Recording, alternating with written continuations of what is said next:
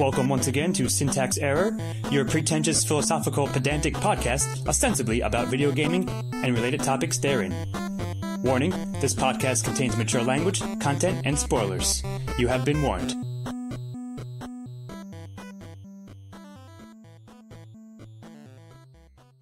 Hello, and welcome to the finale of Brief History of the End of Days, where, unfortunately, now we have to tackle the undead elephant in the room, zombies. Zombie elephants would be terrifying. Yes, they would. I'm Jonathan Ian Manzer, here with Scott Thurlow. You forgot to shoot me in the head. Beth Morgan. Hello. And Christopher Morgan. It really is all over, isn't it? Yes, for now. Maybe we'll do a season 2. By the way, zombie elephants. George A. Romero did a short-run comic book called Toe Tags, and if memory serves, they had zombie elephants in that. Cool. So there you go. So you're saying basically, if I wanted to do something zombie-related, Romero has already done it. Probably. Yes. It's like The Simpsons. You know. Yes. Exactly. So, I think this is the important question here. Do you guys prefer fast zombies or slow zombies? Slow. As a narrative. Well, that's two questions. I was going to say ones I have to fight against or ones I like in stories. As a narrative device. Faster, like 28 Days Later style. But 20 Days Later style aren't the living dead. They're infected humans. Sure, but you can split hairs over that. But Zack Snyder's shit show of a movie where you had the undead running was fucking awful. It was just so stupid. I can't believe James Gunn wrote that movie. all right, but what do you prefer? Well, it depends. If it's the 28 Days Later things, the infected people is actually scarier because Of course. that could actually happen. Well, I agree with that, But the slow moving zombie, if you're going to talk the undead, is much more scary because you can't. They just kind of gang up on you. They're plod after you. Yeah, and you can't. sure, but I guess my point is both styles are going to become relentlessly coming after you, either fast or slow. Right. I actually like both if they're done right, because I really like 28 Days Later. It's a good answer. Yeah, but 28 Days Later. Depends how the story is done and how That's fair, yeah. they're treated. But there was also 28 Weeks Later. I'm not talking about that one. I like I'm 28 not Weeks talking Later, but Oh my God, that we don't have to get into it. sucked. Yeah, that movie was definitely All right. that was the George Lucas Did they version do of it the 28 zombie years movies. later also? No, they were supposed to do 28 months later. They I think. are doing the 20. That's They gotten still a are? green All light, right, well, apparently. We'll And- watch that when it comes out. Yeah, and apparently Danny Boyle's going to direct it now. So we'll right. see. After Trainspotting, too. So anyway, There's a very, very good movie done by the Ford brothers called The Dead a few years ago, where it's the beginning of a zombie apocalypse, and it takes place. Movie. That was it was a very good movie. Very, very good movie. And that just showed you the horror of slow-moving zombies, where, you think you're okay, then you turn on lights and wham, there they are. You hear them coming. sure. Well, let me ask you a question then. One of my favorite movies, but the question I'm going to pose is, do you think it qualifies as a zombie movie? Planet Terror. Are they zombies in that? But they serve. See, the thing is, the point is, of course, you can say this about a lot of other things. They serve the point of zombies. Like, in part one of this, we sort of said, like, taken to the far end of the scale, other monsters become zombie-like, and therefore, like, their function in the story and the narrative is going to be the same, whether or not the depiction varies here and there. Well, we're talking about. I think it's very difficult to nail down a specific theme for zombies, but we'll discuss that a bit later. But I think stylistically, in Planet Terror is similar to Return of the Living Dead. Okay. Yeah. Where they have the zombie go into the cop car, like, send more paramedics. Yeah. So they have that kind of intelligence to them. At least a base level of it. Or so That was an awesome parody, but it also had one really chilling part where they had the half of a corpse, and it's like, why do you eat people? And the corpse is like, not people, brains. It's just like, why do you eat brains? It's like the pain of being dead. I'm like, wow, that's really just. This is a comedy, But I mean, if you're talking about zombie intelligence, Romero even did it by the time I think it was Land of the Dead, Dawn of the Dead, or Day of the Dead, with Bub. Okay, I was thinking of Land of the Dead, where the guy in the gas station uniform started trying to pump gas. Like, yeah, he was kind of remembering. But that was a takeoff. that wasn't expanded on the character of Bub from Day of the Dead. Yeah, that's true. It's been a longer And time if since you I saw want to Day of the Dead. discuss Romero's version of zombies, we're kind of all over the place. So I think let's discuss Romero for a moment. Okay. Romero has always been about social commentary with his movies. You had Night of the Living Dead, which was dealing with kind of Did he invent zombies?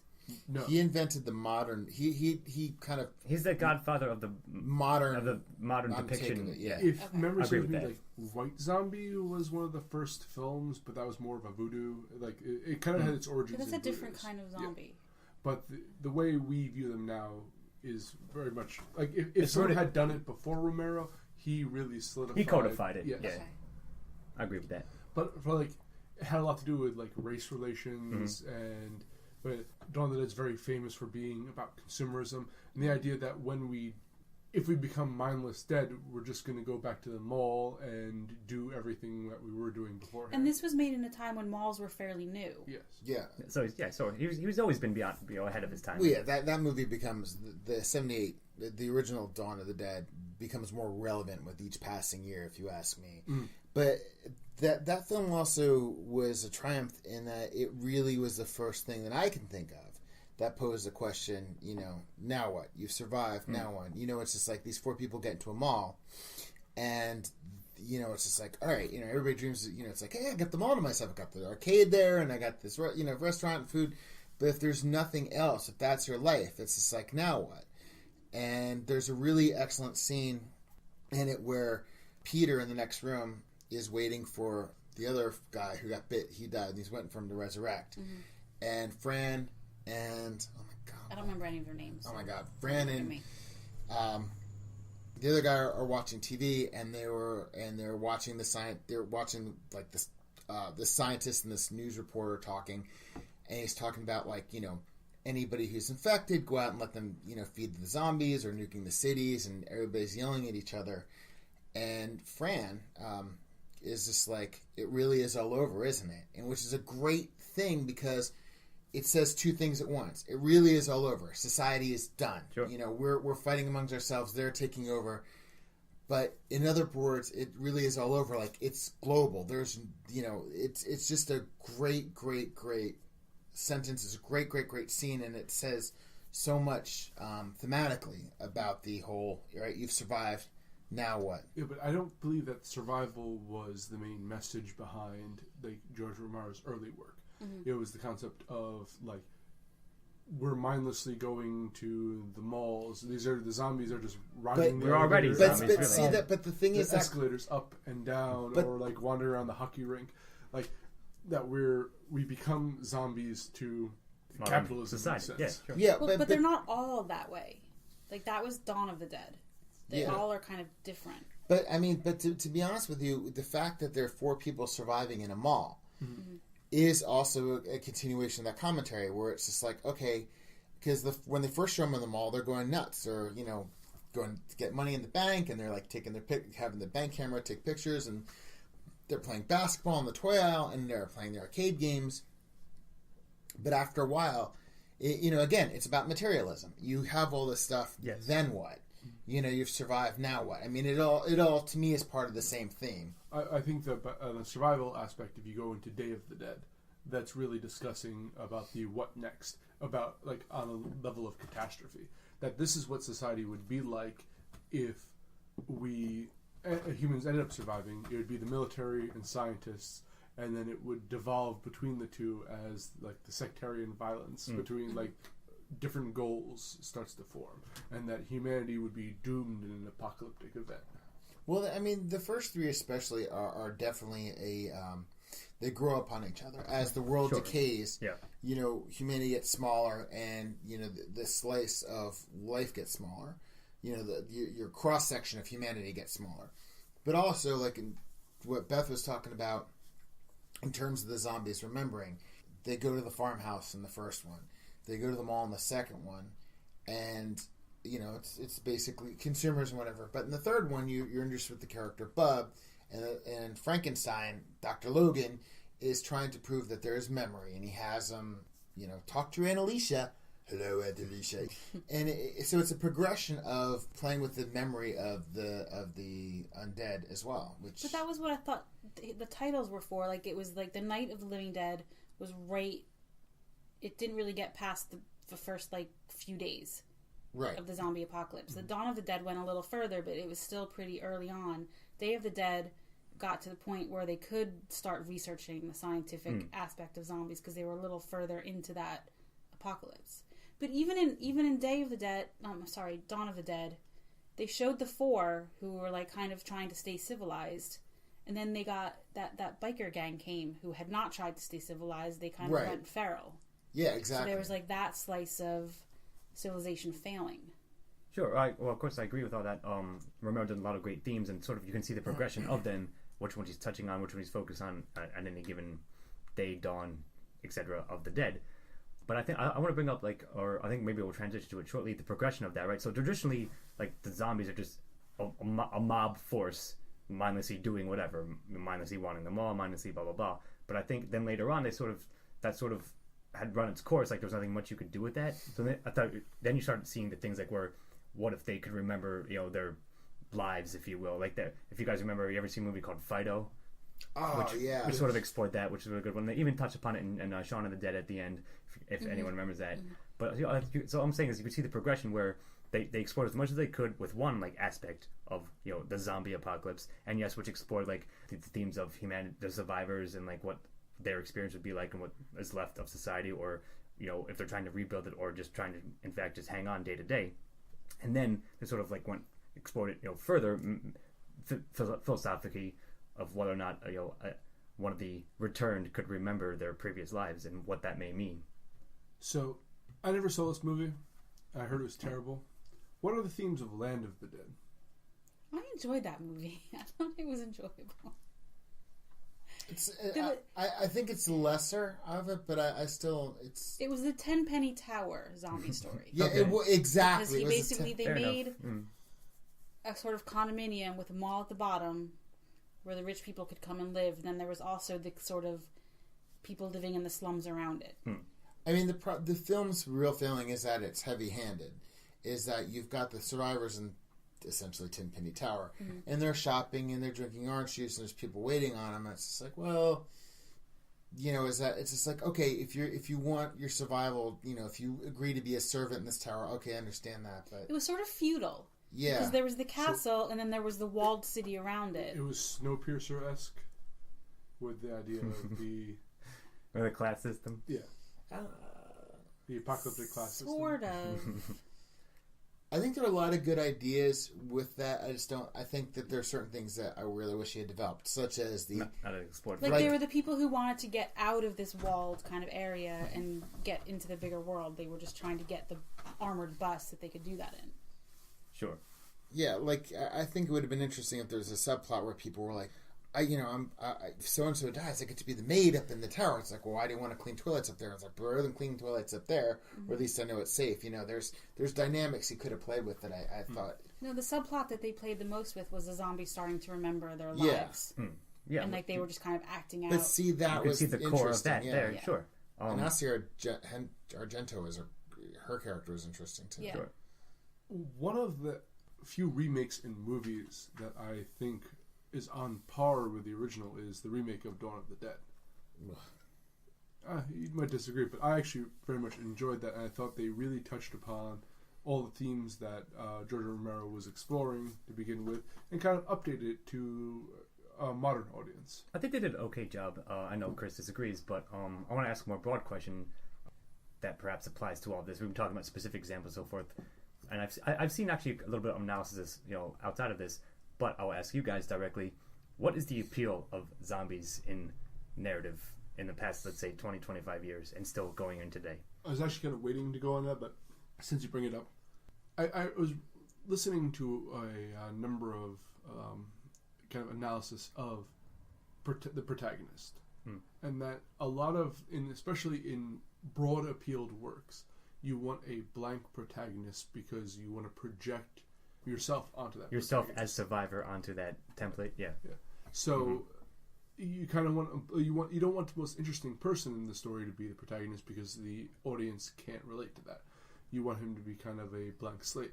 And I think that zombies are the blank slate for social commentary. That I like that, yeah. You can attach any kind of meaning you want to a zombie film and have zombies represent that. If you want to do communism, you can do like back in like the Red Scare or the 50 something. You can do the idea of consumerism. You can do the idea of like the corporate drones going to work. Like it works for any kind of movement that you're afraid will slowly take over your civilization, and I think that's the main appeal of it.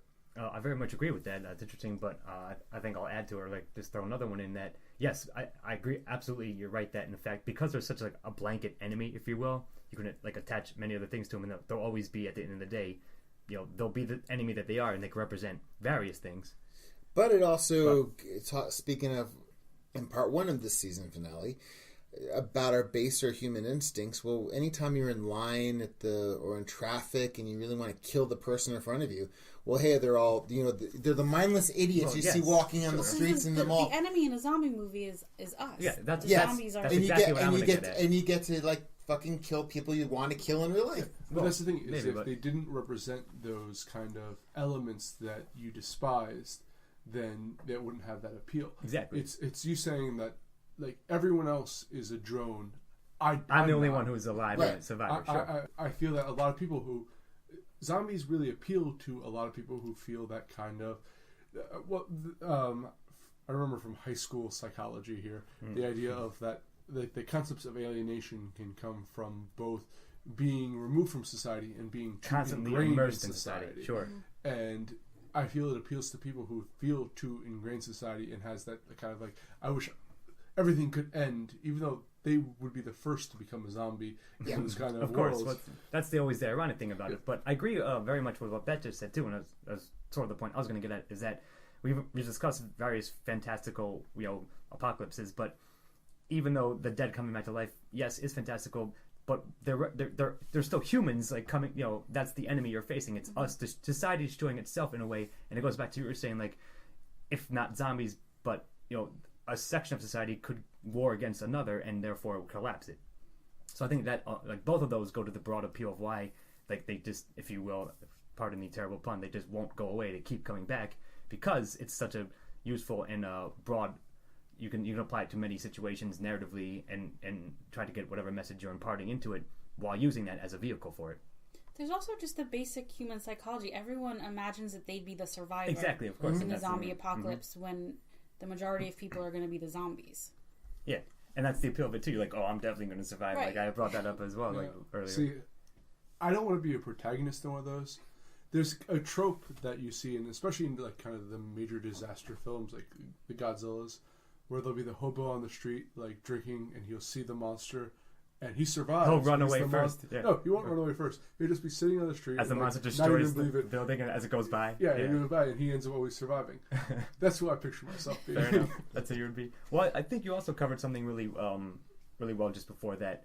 Yeah, like the appeal of it also as the protagonist, whoever they may be, is like bland or blank because then you protect yourself. And I think that is very much like, more than anything, of course, it's prevalent in video games. Like all the games that contain zombies, most of the protagonists, even if they're characterized, they're not characterized that well. And it doesn't matter because you're protecting yourself from them anyway. The other thing is that it's like what we were saying with the werewolves. Death is something that has always scared us as just humans. So bringing the dead back, it can be done in so many ways. It can be done terrifyingly. It can be done in a tragic way, and it can also be funny. Comedically, yeah, sure. It's like it lends itself to a lot of different sort of formats. We're literally killing death. Yeah. Which is kind of funny because when you think about some of the other stuff that kind of scares me, like we were talking about in the Alienation podcast, where the taking over of oneself. Yeah. By like the Borg or the Body Snatchers coming back from the dead or anything sounds a lot more horrible than just dying. At that point, you've kind of created something that's greater than death. Yeah, because every zombie movie has that scene where someone's like, "I don't want to come back. Like the second I die, you shoot me in the head." That's true. There's always that scene. Yeah. Which is funny because in Land of the Dead, John Leguizamo is like, his friends like, do you want me to take care of you? He goes, no, I want to see how the other half works. I was like, awesome. Sure, and like, of course, they're subverting that. They're playing with which, that which idea. I thought was a great little thing. Sure, it's really good. I agree with that. I think I'll just say one of my favorite depictions that sort of straddles the line, not comedically, but like both tragically and terrifyingly. The novel of World War Z, I think, was one of the last best like actual ones to use it. It was a little bit late in the game, if you will. Like it was dropped in like while many other things had already been. The zombie resurgence had already. The zombie renaissance was happening, but I think I don't remember the line outright, but it's something very close to the reason it was so scary and like why it was harsh to fight against them is that they'll never give up and they'll never show fear. They'll never retreat. Like it's like the ultimate enemy, which also is us. You know what I mean? Yeah. Like it's just like the relentless like side of us that will destroy the other side, and like slap on whatever label you want them to represent. But which those two movies, what Chris had said earlier, the movie The Dead, and was it just The Dead 2? The Dead 2, yeah. India. They did a really good job of showing that the zombies they didn't seem as like quite as driven as in some like the other movies where they like kind of gang up on you. They just kind of shamble. They don't seem like a threat, which is what's scary suddenly, because they can. There's a bunch of them, and it's one of the most terrifying movies I ever saw. Plus the fact that it just looked like such an uncomfortable position to be in because of the heat. Yeah. And everything, but those two are really good movies. Yeah, I agree. Or if you take Rock and Roll Zombies, where the zombies are really the protagonists, as in a sense the protagonists, the rock and roll band, become zombies and defeat Hitler with a gas chamber. Oh, see, like that's how it wraps itself back in the parody, and I think I'll submit my final thesis is to like where we come in using zombies as just in the narrative structure. Zombie strippers, they also become the protagonists. The strippers become zombies and are also the protagonists of the plot still. So like it's ridiculous on the surface, but this thing they're so saturated everywhere that like the next there's not much you can do, but a couple of works have found ways to circle back into itself and to make it more comedic version. But I mean, to your point, and I'm sorry, Beth and I were talking about this before. When you have like The Walking Dead or World War Z, and I think these are like two of the last two gimmies because The Dead and The Dead 2, it was kind of ambivalent. They didn't kind of be like, oh my God, these are zombies. We've never heard of zombies before. I mean, everybody kind of they never addressed that issue, so you never knew what world it was. But in World War Z and in The Walking Dead, they create a world where Romero doesn't exist, where this phenomena has never happened and it's alien. At this day and age, you're gonna get a gimme once or twice there, and at this stage of the game, you're gonna have to do what they did. Dan O'Bannon did in 1985 with Return of the Living Dead, where it's just like, oh, that movie Dawn of the Dead or Night of the Living Dead? It was based on a real event. We got the living dead corpses down here, and it's just like it's like recursive or self-referential, right? Which is why when we have so many parodies coming now, and like people kind of know what to do, because at this stage of the game, you're not gonna. I don't think anybody's ever going to be able to create a world again where it's just like, I don't know what a zombie is. I don't know what to do. It's like the existence of cell phones in horror movies. When a cell phone exists, a lot of horror movies don't make sense anymore. Right. So living in a world where you don't know what a zombie is harder. It's no longer socially acceptable. Right. May I make a point in to counter your thing? Game of Thrones did that. What's that? The White Walkers in Game of Thrones. But that's different because that's supposed to. It's not. Yeah, but that's taking current... place in it's a fantasy world, but it's still. So they have to inject zombies into another genre in order for it to be unique again. Right. Yeah, that's a good point. And they also put it in a different time period. Zombies. Yeah. Are they actually? Oh, they're not. Well, aside from like the whites, which are more like zombie-like. In the books, they're way more just straight up zombies with weapons, which it's something I'm about to get to. But go ahead, Chris. No, I'm just speaking to the fact that you can't have another modern day zombie tale where nobody knows about zombies. Sure, of course. Like I said, it's been so ingrained and so saturated that it's impossible to do that, I would think. Okay, have you seen World War Z, the movie? No. Nope. No. All right. So I just want to say this for the record because it's bothered me since I've seen the movie. Okay. So the guy, like Brad Pitt, I believe was the main character of it. He's traveling the world, attempting to find like a cure for like the whole zombie, and he goes to different sections of the world. And Israel is one of the last states still functioning because they built the wall, and all of a sudden they let some Palestinians in to show the good heart. We're going to save some of you, and by letting the Palestinians in, it lets the zombies in. So what kind of commentary is that? I was very frustrated by that commentary, being like, "This is the worst of social commentary." Okay, so they really did pee on the book, because that point in the book was the fact that they were letting the Palestinians in, and people were existing because there was an external threat that they're fighting against. So the movie, so not only the Palestinians cheering that they were safe attracted the zombies. Okay, so the movie just continues to pee on the book, ignores the book, and then pees on what the best parts of the book. I can't believe you're telling me Hollywood once again, dumbed down good source material. No, I read every spoiler on it because the I didn't audiobook of World War Z was very good. Mm-hmm. It was a very good depiction of the book. Because the narration. No, I know, but they chose their narrators very well. Yeah, sure. I agree. Mm-hmm. All right, so to resuscitate this conversation after I killed it. It's getting back up. I want to bring up an interesting aspect that I don't think people discuss very much, because we talked about zombies themselves, but oftentimes the zombies themselves they are the reason for the apocalypse, but they aren't their own source in a way. No, Chris would say they're more of a catalyst. Yes, but usually there's a catalyst to the zombies existing. But so I know what you mean. Discuss how the zombies appear in the world, and what that represents psychologically for humanity. So you mean what starts zombiehood? I'll say 28 Days Later. I'll start with, which is the idea of humans experimenting on animals led to the development of the rage virus.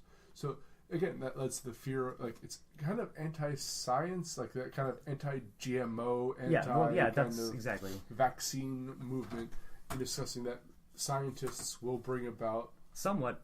But I don't know if it's that, because it's not science. It's scientists who torture animals for research. I'm using air quotes here, for science. Yeah, but ostensibly, it's yes, they're doing perhaps unethical experiments on animals, ostensibly in the name of science. But just to nitpick you, in the plot of 28 Days Later, it's extremists who break in. So it depends. You can sort of almost get both message out of it if you want to, because of the way it's set up. But I think your broader point is which works have used, how they use that, what I was trying to say with that.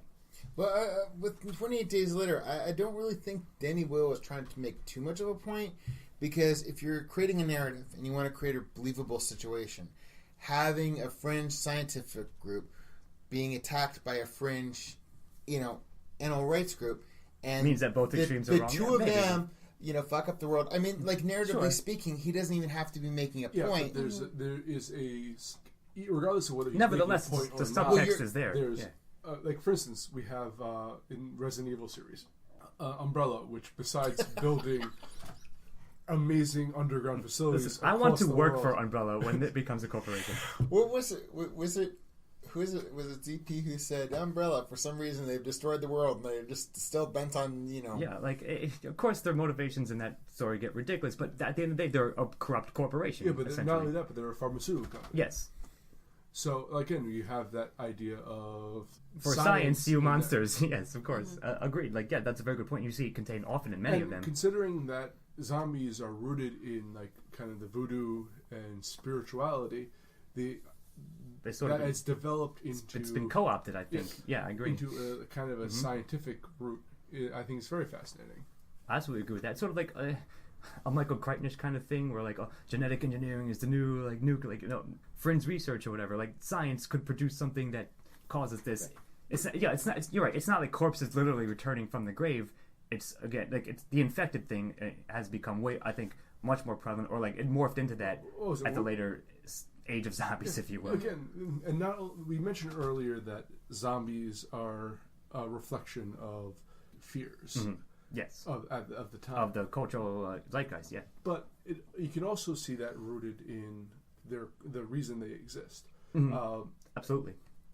So you had, again, as mentioned, the voodoo, but I think Night of the Living Dead was because of radiation, wasn't it? During a time of when we were fearing when that was the warfare. Yes. Yeah. And then, and also in Return of the Living Dead, there was they nuked at the end, and the resulting ash spread the zombie virus. Yep. Yeah, but what in Return of the Living Dead, what had caused it was a chemical weapon that the army was working on that got released in a hospital. That's how it started. Yeah. Yeah. So I think you're absolutely right. You can see the progression of like how as culture and now actual it's science progressed, Which was actually kind of cool in Day of the Dead, because they're basically hiding in a salt mine by a missile silo, and they don't have any they're trying to figure out why this is happening. And Terry Alexander, I can't remember his character's name, but who plays the helicopter pilot, and he's just like, "Do you want my idea on it?" He goes, "This is going to be as good as anything you're going to hear." And he goes, "I think it's the creator that didn't want us destroying the world with nuclear weapons. They didn't want us to, so they decided to, we're being punished for our hubris." And I think that's really funny that Romero goes to this, coming out of the 1950s sci-fi where radiation mutates everything, and you're still in the Cold War, and you're in the 60s and everything, and you got this satellite that was destroyed, and the radiation from Earth was probably bringing the dead back. And then in the Brezhnev-Reagan years, you have where you're in a nuclear installation, you're in a silo, them just saying like, it doesn't really matter, and I just think it was kind of cool, that progression. Yeah. For sure, but I absolutely agree. Like it goes back to like why they're so effective for all these reasons. That again, you can slap on however like origin story you want to, and like and that's why zombies. That's what again in quotes, or the infected, which one is equals zombies. That's how they began. Like that's how we created them. I think another aspect about zombies that makes them so scary is zombies are like a mob mentality. Because there was one series of books that I read that was actually really entertaining. I think it was Day by Day Armageddon. Was the series. Oh yeah. And I think that the cause of the zombies was sort of mysterious. I think there might have been an alien intervention, but anyway, they would have herds of zombies, and that was the first time I had heard zombies described that way, as like herds. And there were some of them that had been nuked, like they nuked cities because like all the living people had been evacuated, or they just gave up on them, and so they tried to destroy the zombies by nuking them. So they had these radioactive herds of zombies, which were like super terrifying, because if they got anywhere near you, you would die of like radiation poisoning. The glowing ones from Fallout. But but that was just what from Fallout had the same kind of idea. zombie. The feral. And the ghouls. All the ghouls were resulting of radiation, and this was very much rooted in that kind of like 50s fear mentality, if you will, for sure. The Holocaust. Absolutely. That's why, like this Day by Day Armageddon, it wasn't caused by the radiation. They tried to use the nukes to destroy them, and it just made everything so much worse. Yeah, well, you guys mentioned just briefly earlier that like you also you can throw the religious bent in there, like God is punishing us, or like you'll see that if not in everyone, in many of them there'll be a character that says that, or if not a priest or somebody religious, but who says something about it. But they don't know, but we as the audience know, so we know that they're wrong in their belief that it's God. Of course, but it's thrown in there regardless, because it's you can get another commentary out of it. Is all I'm saying. Like it lends itself to doing that. Well, even in the earlier Romero movies, wasn't one of the taglines like, "When there's no more room in hell, the dead will walk the the dead earth"? That's an old Bible quote, I believe, or I think it's based in religious. I think it's based in Ghostbusters, but I could be wrong there. No, this predated Ghostbusters. Yeah, it was Ken Foree who said Ghostbusters is not the progenitor of that quote, but it was from Dawn of the Dead. Okay, but either way, sure. Like again, they're viewing it, or like they're using that to sort of filter it, or like throw in a little aspect of it.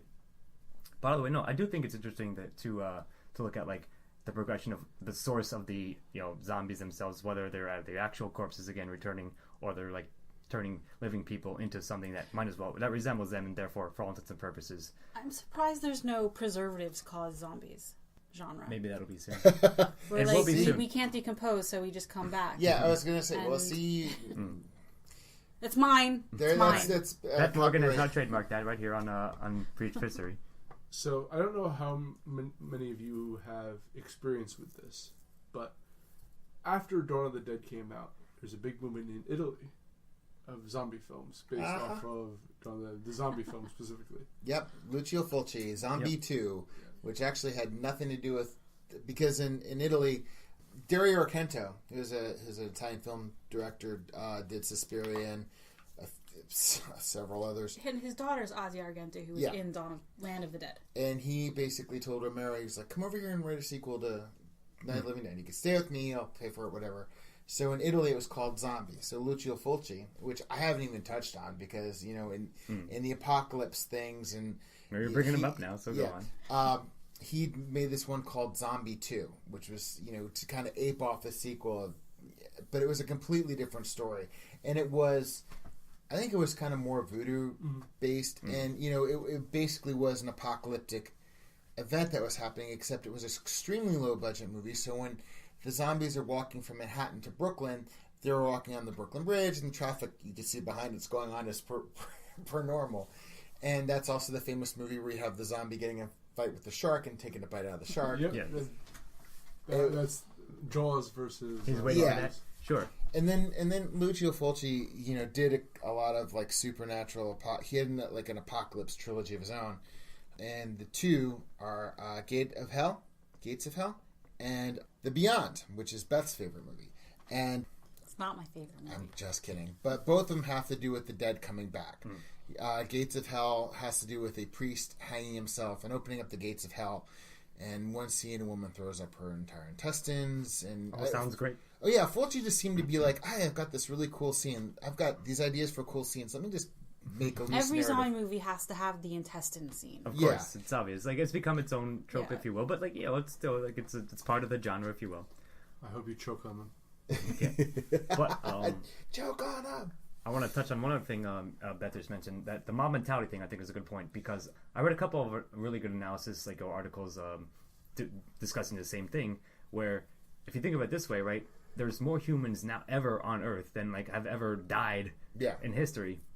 So like if you think about it too, you really haven't seen that. Like the earlier, like say 1920s up until Romero, any zombie film, if it existed, was probably based on something like voodoo, like culture, spiritual folklore.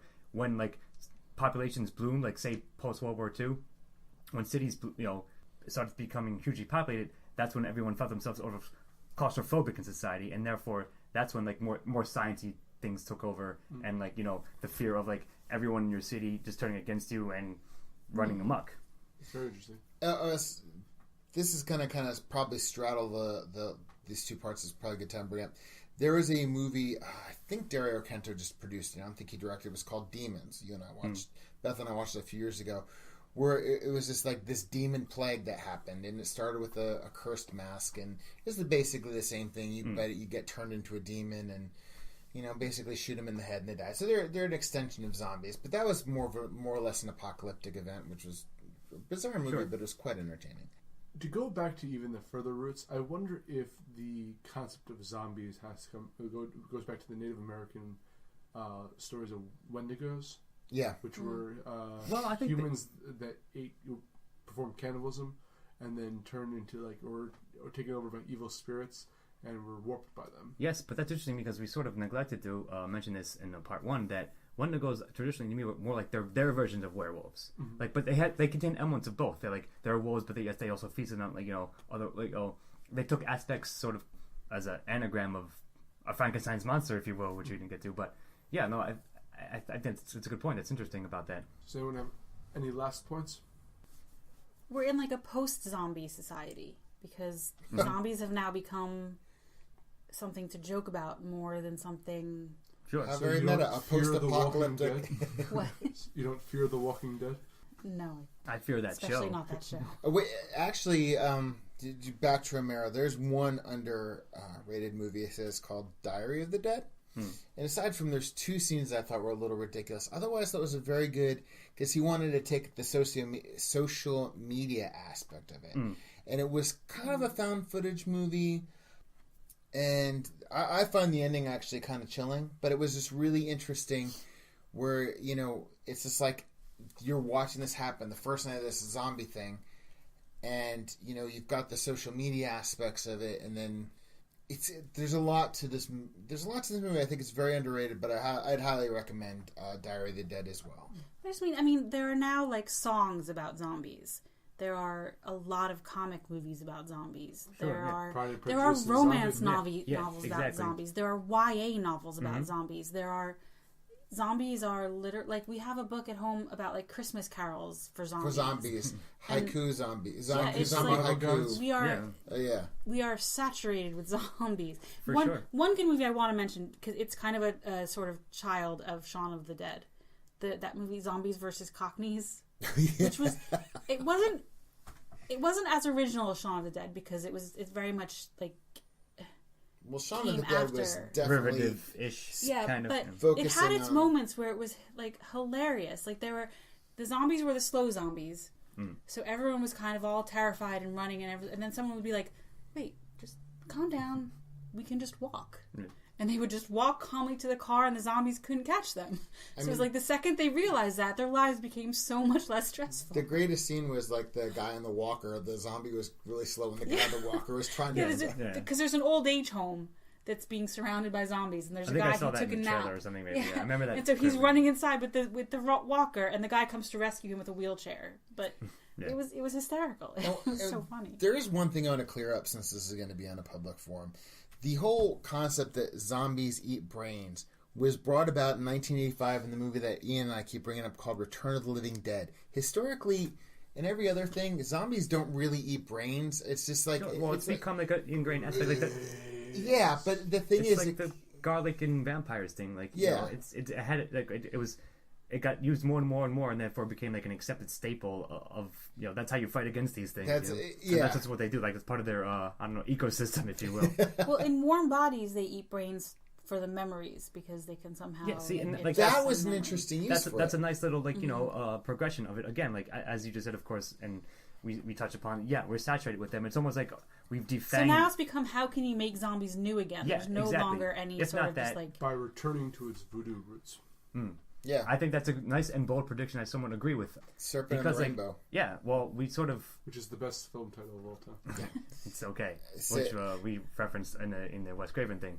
But I just wanted to say, as we wind it down a bit, I would think, that, we've defanged, if you will, werewolves and vampires by, you know, because they're so prevalent, and zombies I think are approaching that point as well. So the next new thing is either to parody them or to think of like, you know, maybe if there's anything else to be done, like something like that, you know, take something that's ingrained, like the brain thing, and then, why do they do that? Because of the memories of the living, and that's a nice touch, and we'll see how much more room there is to do that. But yeah, I do want to give. I didn't read the book, but I want to give the movie Warm Bodies props. It's fair enough. If you go into the book was actually very good. The movie did a good job with it, but the book was also good. But if you approach it as a zombie fairy tale, and I really, Beth brought up, I really like the idea of the brain, what they did with the brains.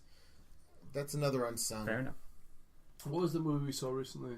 About zombies? Yeah. We saw the video game. Dead Rising. Dead Rising. Yeah. Once that was made, it was officially over for me. And maybe. Well, in full disclosure, Ian and I, this was a couple years ago, maybe like 7 years ago, we ourselves tried to capitalize upon the zombie crave, and we're doing like a sort of a zombie short story blog. But I guess, all right, I wanted to get this earlier, but I'll mention it real quick. I think it sort of straddles the line, or it's a progression of zombies where, and especially in video games, and if you remember this in Resident Evil 5, and also I can't, and Dying Light and Dead Island as well. Some of the zombies would use weapons, not all of them, but some. So like they had some vague intelligence, or like there was like some like construction zombie that had a giant hammer and he was just hammering you. So like you could see that like the arc of like you got your main zombies that are just mindless, like with no weapons, just rushing at you. Then you got a couple of the special ones, or the ones that like maybe are more evolved or whatever, from those ones that can use weapons or can manipulate tools at least. But Dead Rising was the one where you could fight the zombies with a guitar, right? And yeah. You hear the guitar chord. Yeah, but in Dead Alive, you could fight the zombies, or you watch someone fight a zombie with a lawnmower. Sure. Oh, sure. Yeah, that's another outstanding. Peter Jackson, Dead Alive.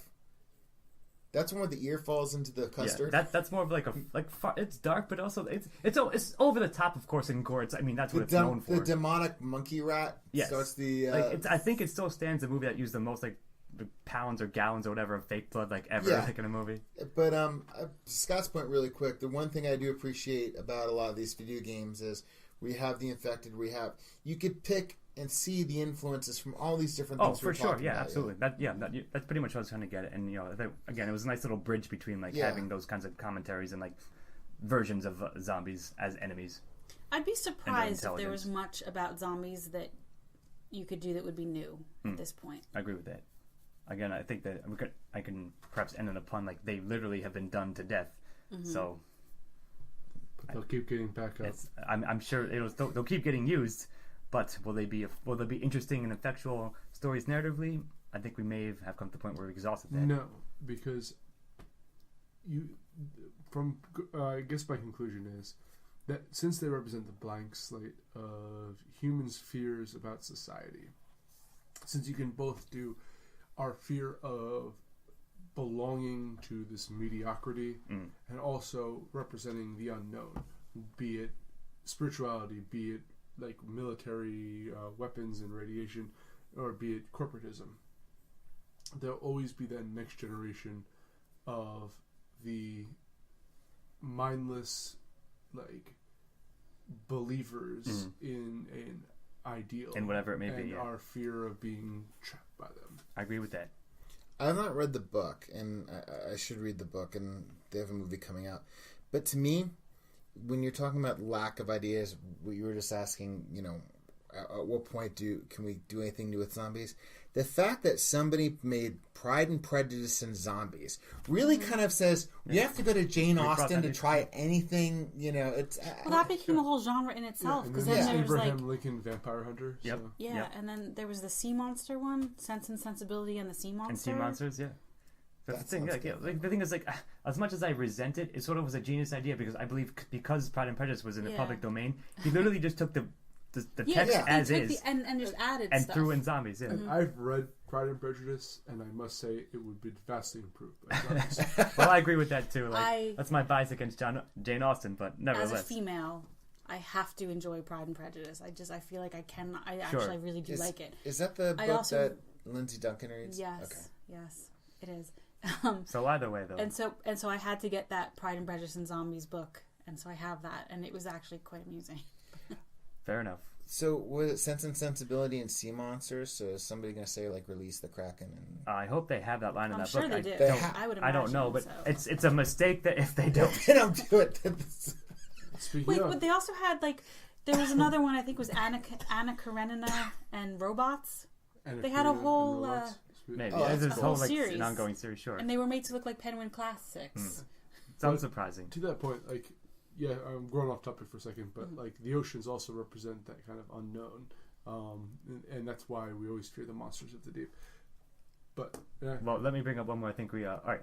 Again, do you guys agree that the Deadites in Evil Dead are zombies, or are they like otherworldly spiritual demons? They're demonic possessions. Okay. But in Army of Darkness, they resurrect zombies. That's one. All right. So, or more stop motion Jason the Argonaut. All right. Yeah. What did you just say? So like the Necronomicon, like if someone finds an ancient book that can but replace those are like magic science. zombies. Well, that's what I'm trying to get at. No, that's demonic possession, but maybe we'll cut it down. I think that's kind of a relative, like because I brought up the Demons movie before, and that's kind of like. Right. But for all intents and purposes, they sort of were. But I don't know. They're I was trying to get your guys' opinion of whether or not they count, but No, I would say that's more of demonic possession. All right, fair enough. All right. Well, we've talked too long about this topic. I'm done with zombies, and I'm Does this done mean with. Zombies are over? Yep. I'm officially declaring whether my opinion matters. I was or not, into zombies before it was cool, man. I'm gonna go drink some Pepsi. and you're into zombies after they're gone. Yeah. So. Well, I'm out of zombies before it was cool. So the zombies are over, and so is A Brief History of End of Days for now. For this season? Yeah. We'll bring it back when we're bored. If the world still exists next season, we'll see you then. Are we going to resurrect it? You all made zombie puns. Why can't I? All right. I'm Jonathan E. Manzer, here at Scott Thurlow.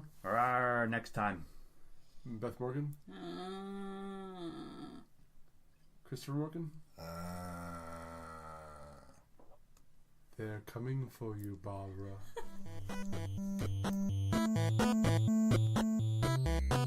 This has been Syntax Error. Thank you as always for listening, and we will see you next time. Music by Stephen Armosi. Editing and engineering by Jonathan Ian Manzer. Syntax Error is part of a Lost Signals Productions. All rights reserved.